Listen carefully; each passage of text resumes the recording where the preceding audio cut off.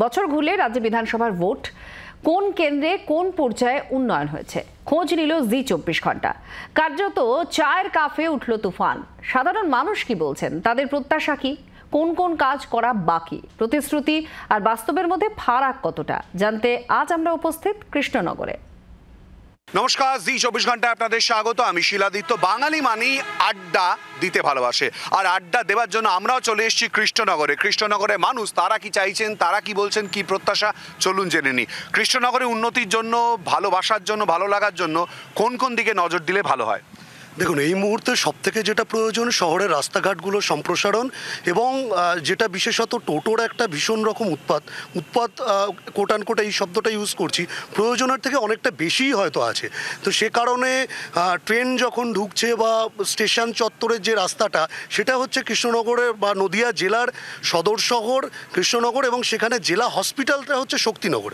ওই একটাই মাত্র রাস্তা শক্তিনগর হসপিটালে যাওয়ার, যে রাস্তা দিয়ে কোনো একজন যদি দুরারোগ্য রোগী যদি ইমিডিয়েট পৌঁছতে চান, তাহলে কিন্তু তার পক্ষে সত্যিই অসম্ভব। পরিবারকে ভীষণ রকম অসহায় হওয়া ছাড়া কিন্তু অন্য কোনো অপশান নেই। খুব ভাইটাল পয়েন্ট ইতিমধ্যেই তুলেছেন। আর কি বলছেন অন্যান্যরা শুনিনি, কি চাইছেন কৃষ্ণনগরের উন্নতির জন্য? দেখুন, কৃষ্ণনগরে সর্বপ্রথম দরকার আধুনিক যে শহরগুলো আছে সেখানে রিং রোড রয়েছে। কৃষ্ণনগর পৌরসভা, কৃষ্ণনগর এখানকার যিনি এমপি, তারা ব্যর্থ এবং রাজ্য সরকার ব্যর্থ। কৃষ্ণনগরে ইমিডিয়েট দরকার যানজট মুক্ত।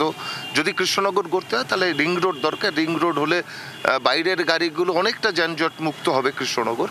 আর কৃষ্ণনগরে যে টোটোর যে সমস্যা, এখন বেকার সংখ্যা পশ্চিমবাংলায় বেড়ে গেছে, কারণ কলকারখানা নেই, বেকার ছেলে তারা একটা টোটো কিনে চালাচ্ছে, সেই দিকটাও দেখতে হবে। কিন্তু অস্বাভাবিক বেড়ে গেছে, যেহেতু কৃষ্ণনগর পৌরসভা আজকে ঠুটো জগন্নাথে পরিণত হয়েছে, তাদের কোনো নিয়ন্ত্রণ নেই। আমরা মনে করি যে যদি নিয়ন্ত্রণ করা যায় তাহলে অনেকটা ভালো হয়। টোটোর বাইরে আর কি মনে হয় কৃষ্ণনগরে কোন কোন দিকে উন্নতি হলে ভালো হয়? এই মুহূর্তে আমার মনে হয় কৃষ্ণনগরের ট্রাফিক সিগন্যাল খুব দুরবস্থা। ট্রাফিক সিগন্যালের কোনো সিগন্যাল কাজ করে না ঠিকঠাক। এই দিকটা একটু বিশেষ করে নজর দিলে মনে হয় একটু যানজটের সমস্যাটা মিটতে পারে। আপনার কি মনে হয়? জল নিকাশি ব্যবস্থা চরম খারাপ। কৃষ্ণনগর শহরের মাঝখান দিয়ে যে জলঙ্গি নদী গেছে, সেটা প্রায় বন্ধ হতে বসেছে। ড্রেনের জল উল্টো দিকে যায়, ঢালুর দিকে না গিয়ে উল্টো দিকে যায়। জল নিকাশি ব্যবস্থা কৃষ্ণনগর শহরে নেই বললেই চলে। খুব গুরুত্বপূর্ণ অনেকগুলো পয়েন্ট তুলেছেন। আর কি বলছেন শুনিনি, আপনারা কি চাইছেন কৃষ্ণনগরের উন্নতির জন্য? টোটোটা কন্ট্রোল করা দরকার। টোটোর জন্য বহু মানুষের অ্যাক্সিডেন্ট হয়েছে এখানটায়। কৃষ্ণনগরের বুকে অনেক অ্যাক্সিডেন্টে অনেক লোক মারাও গিয়েছে টোটোর জন্য। আচ্ছা, আপনারা সবাই কমপ্লেন করছেন টোটো নিয়ে, আপনারা নিজেরা কখনো প্রশাসনের কাছে অনুরোধ করেছেন?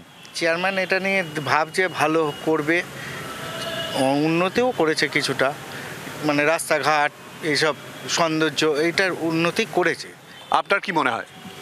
টোটো কৃষ্ণনগরে একটা বড় সমস্যা, তার সঙ্গে রাস্তাঘাটও একটা বড় সমস্যা, পানীয় জলও একটা সমস্যার মধ্যে আছে।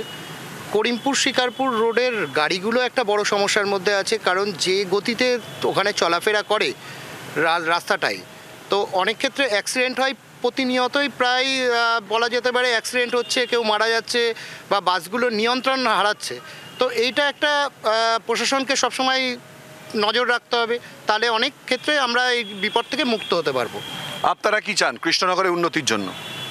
আমরা একই জিনিসই চাই, কিন্তু তার মধ্যে জল নিষ্কাশনের ব্যাপারটা নিয়ে কিছু করার দরকার। এটা কি বর্ষাকালের জন্য শুধুমাত্র অসুবিধা হয়, নাকি সার্বিকভাবে নানান সময়? এই মানে আমার শ্বশুরবাড়ি অঞ্চলে পেতনিপুকুর বলে একটা জায়গা আছে, সেখানে আজকে আমরা বিগত 20 বছর ধরে খুব সংশয়ের মধ্যে দিন কাটছে। তাদের কি বিছানার ওপর গিয়ে কালার সাপ শুয়ে রয়েছে বিভিন্ন। কেন? ওই পুকুরটা কোনো নিষ্কাশন হচ্ছে না, অর্থাৎ সংস্কারের কথা বলছেন। আপনি কি চান কৃষ্ণনগরের উন্নতির জন্য? কৃষ্ণনগরের রাস্তাঘাট ভালো উন্নতি হবে, টোটোর জন্য চলাচল করা যায়, রাস্তায় জাম হয়ে যায়। স্টেশনে গেলে পরে বেলডাঙ্গা ওদিকে যে ব্রিজটা হলে খুবই ভালো হয়। আমরা হয়তো হাটে গেলাম, ওখানে হাট বসে, হাটে গেলে পরে সেখান থেকে যাতায়াত করা যায় না। হ্যাঁ, তারপর যখন ওখানকার আরও প্রাইভেট যেসব হসপিটাল আছে সেখানে কর্মসংস্থান তো এখানে কিছুই নেই। একে তো রাস্তায় দুনিয়ার ড্রেন করেছে, ড্রেনে দিয়ে জল সরে না, মশার উৎপাত, হ্যাঁ, এই অবস্থা। তবু তো কৃষ্ণনগর ভালোবাসার শহর, সেই জায়গায় কৃষ্ণনগরের ভালোবাসার দিকও তো রয়েছে, শুধুই তো সমালোচনা নয়, তার বাইরেও তো থাকতে হবে নাকি? নিশ্চয়ই ভালোবাসার দিক তো রয়েইছে। কৃষ্ণনগর সংস্কৃতির শহর, সংস্কৃতিটা যেন ঠিকঠাকভাবে শিল্পী এবং সাংস্কৃতিক জগতের যারা রয়েছেন তারা সেভাবে যেন নির্দিষ্টভাবে কাজ করতে পারেন, সেই জায়গাতে যাতে কোনো রকম বাধাবিঘ্ন না আসে। আরেকটা জিনিস আমি ভাবতে বলবো যে ভীষণ রকম অঞ্জনা নদীটা রয়েছে, কৃষ্ণনগর লাগোয়া অঞ্জনা নদীটা আছে বলবো না, ছিল, যেটা কিন্তু অলরেডি মারা গেছে। জলঙ্গি নদী মরতে বসেছে, একাধিক জলাশয় যেগুলোকে আস্তে আস্তে বুঝিয়ে ফেলা হচ্ছে সেগুলো কিন্তু আমরাই করে ফেলছি, আমাদের কৃষ্ণ নাগরিক যারা তারাই আমরা করে ফেলছি। এই জায়গাতে কিন্তু প্রশাসনিক খুব শক্ত হাতে এটা দমন করা দরকার। এটা ভীষণ রকম কৃষ্ণ নাগরিক হিসেবে আমার চাহিদা, নইলে কিন্তু আগামী দিনে আগামী প্রজন্ম কিন্তু বিরাট বিপদে পড়তে চলেছে। আপনার কি মনে হয় শিল্প সংস্কৃতি দেখে কৃষ্ণনগর তো আজও আপনাদের সকলের কাছে প্রিয় শহর? অবশ্যই কৃষ্ণনগর শহর ঐতিহাসিক শহর, রাজার শহর, আমাদের স্বপ্নের শহর কৃষ্ণনগর।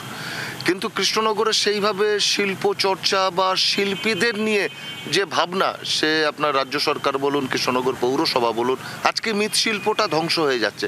তাদের কোনো রক্ষণাবেক্ষণ নেই, তাদের কোনো সুযোগ সুবিধা নেই। আমি এটাই কার্যত শুনতে চাইছিলাম, কৃষ্ণনগর মানে মাটির পুতুল, পৃথিবী বিখ্যাত। দেখুন, অবশ্যই পৃথিবী বিখ্যাত, তো সেই জায়গাটা আজকে ধ্বংস হতে চলেছে। কারণ নতুন করে আর এই পেশায় তাদের ছেলেমেয়েরা আসতে চাচ্ছে না, কারণ সরকারি কোনো সহযোগিতা তারা পাচ্ছে না। আজকে সরকারি সহযোগিতা নেই, সরকারি কোনো লোন নেই। রাজ্য সরকার বিভিন্নভাবে বলছে যে আমরা এই করেছি ওই করেছি, কিন্তু বাস্তব আপনি ঘূর্ণিতে গিয়ে দেখুন আজকে বন্ধ হয়ে যাচ্ছে। আমরাও একটা শিল্প কিন্তু কৃষ্ণনগর থেকে হারিয়ে ফেলবো, সেটা হচ্ছে মৃৎশিল্প, যার জন্যে আজকে জগৎ বিখ্যাত কৃষ্ণনগর। দুঃখ আছে, যন্ত্রণা আছে, ভালোবাসাও রয়েছে, তারই সঙ্গে শুধুই অভিযোগ নয়, তার সঙ্গে সমালোচনা, গঠনমূলক সমালোচনার মাধ্যমে বিভিন্ন বয়সের মানুষ যারা এখানে বসে আড্ডা মারছিলেন, যাদের সঙ্গে আমিও গল্প করলাম বা আড্ডা দিলাম, উদ্দেশ্য কিন্তু গঠনমূলকভাবে কৃষ্ণনগরকে দেখা, অর্থাৎ কৃষ্ণনগরের যে যে দিকে গাফিলতি রয়েছে বলে মনে হচ্ছে, নাও থাকতে পারে, সেই জায়গাগুলো সমালোচনার ভিত্তিতে দেখে যাতে পরিপূর্ণভাবে করা যায় ভালোবাসা শহর কৃষ্ণনগরে, তার প্রত্যাশা কিন্তু থাকছে। চোখ রাখুন জি24 ঘন্টায়, সঙ্গে থাকুন। বাংলার আওয়াজ, বাঙালির আবেগ, জি24 ঘন্টা।